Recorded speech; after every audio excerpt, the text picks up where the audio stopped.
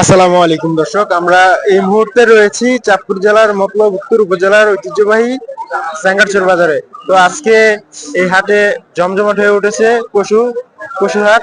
তো আজকে আমরা জানবো যে এই পশু হাটে কিরকম দামে পশু বিক্রি হচ্ছে। আমাদের সামনে একটি লাল গরু রয়েছে, আমরা জানবো যে এই গরুটির দাম কত যাচ্ছে। আসসালামু আলাইকুম। হ্যাঁ জি, আমার গরু এটা। আমাদের বাড়ি উত্তর চিকিৎসক। আমাদের নিজস্ব পালা গরু আর কি। কয়টা নিয়ে আসছে আজকে? দুইটা। হ্যাঁ, বিক্রি হয়েছে কয়টা? একটা বিক্রি হয়েছে আর এটা আছে আর কি। এইটা আছে না? জি জি। মানে এটা কত চাচ্ছে? এটা আমরা চাইতেছি 2 লাখ, কাস্টমার 1,71,000 টাকা বলে আর কি। 2 লক্ষ টাকা চাওয়া দাম কাস্টমার বলতেছে 1,71,000। 1 লক্ষ 71,000 71,000 মানে গরু আমাদের হয়তো 80,000 হইলে বিক্রি করে দেওয়া হবে আর কি। 80,000 হলে বিক্রি করে দেওয়া হবে। মানে একবারে অরিজিনাল দেশি গরু আর কি। ওজন আছে 5.5 মনের উপরে।